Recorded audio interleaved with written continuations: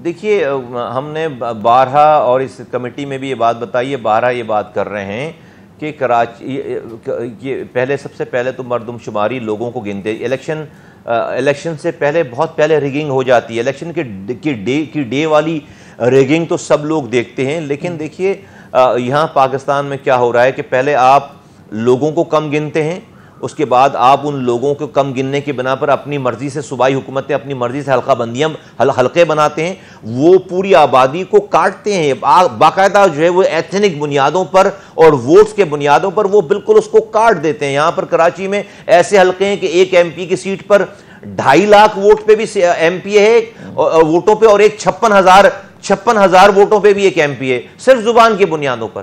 तो ये हमने फिर 12 वहां पर ये बात बताई कि ये काम नहीं होना चाहिए, नंबर 1। नंबर 2 ये कि ये जो वोटर लिस्टें हैं इसके अंदर बहुत बड़े बड़े घपले हुए हैं। 2 तरह के घपले, कराची स्पेशल केस में आपको बता रहा हूं कि यहां पर चूंकि इस शहर में बड़ी विद इन द सिटी बड़ी माइग्रेशन होती है, तो एक जगह से वोट जो है वो दूसरी जगह जब लोग जाते हैं तो उनका वोट पुरानी जगह पर जो है वो रुका हुआ है, और वो जबकि कहीं और शिफ्ट हो चुके हैं। और कराची में आपको पता है नए इलाके बन रहे हैं, डीएचए बन रहा है, स्कीम 33 पूरा नया आबाद हुआ है, ये गुलशन मेमार है और फिर बहरिया टाउन, ये और विद इन द सिटीज लोग मूव करते हैं, तो उनका 30% वोट तो जो है वो जाया हो रहा है, वो उस जगह पे नहीं जा सकते और बहुत डिस्टेंस है, तो उन वोटों को उनके टेम्पररी एड्रेस पे शिफ्ट होना है विद इन द सिटी। हमने कहा कि जिनका परमानेंट एड्रेस और जिनका टेम्पररी एड्रेस जिसमें कराची है, दोनों जगहों पे कराची है, लेकिन उसके ऊपर वाले एड्रेसेस चेंज हैं, उसको तो टेम्पररी एड्रेस पे उनका वोट चेंज हो, उनका वोट बदल जाना चाहिए। तीसरी बात ये है कि हमने चेक किया है और हमने प्रेस कॉन्फ्रेंस करके ये बात बताई है कि इलेक्शन कराची में वोटर लिस्टों में जो शनाख्ती कार्ड पर एड्रेस हैं, उस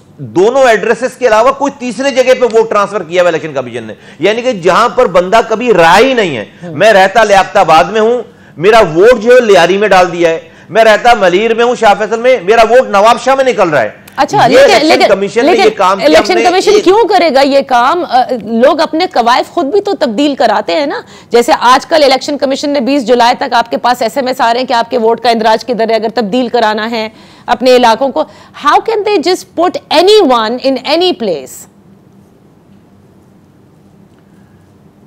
ये तो सवाल आपका बनता है इलेक्शन कमीशन से। मैं तो आपको सबूत दे सकता हूं, मैं तो आपको सबूत दे सकता हूं, डॉक्यूमेंट के साथ सबूत। यही तो मेरा सवाल है।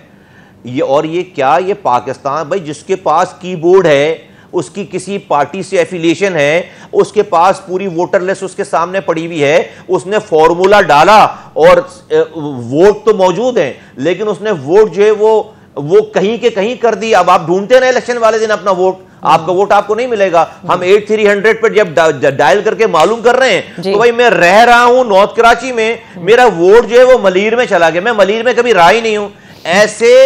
ऐसे लाखों की तादाद में वोट हैं, ऐसे वोट लाखों की तादाद। तो ये वो चीजें हैं जिसको इलेक्शन से पहले इलेक्शन कमीशन ने और इस्लाही कमेटी ने सही करना है। ये सारी रिगिंग, प्री पोल रिगिंग है ये सारी। और ये कराची में ये हमारे वोटरों के साथ ये काम हुआ है, और ये बहुत सेंसिटिव और इंपॉर्टेंट बात है। आप बिल्कुल, आपका सवाल हैरत ज़दा होना बनता है, क्योंकि हमारा भी यही सवाल है। अगर कोई पार्टी एफिलिएटेड आदमी वहां बैठा हुआ है और उसके पास सारी एक्सेस है सेंसिटिव वोटर लिस्टों की, और उसने फॉर्मूला डाल दिया, अब आप जो है वो ढूंढते रहे इलेक्शन वाले दिन जाकर। ये तो हमारा चूंकि ऑर्गेनाइजेशन सेटअप है ना, इसलिए हमने सारी मालूम, हमने पूरी कैंपेन चला रखी है। अब जब हम अपने घरों में वोटों को चेक कर रहे हैं तो हमारा वोट तो हमारे एड्रेस पे है ही नहीं, तो फिर ये मसला सारा। तो मुस्तफा कमाल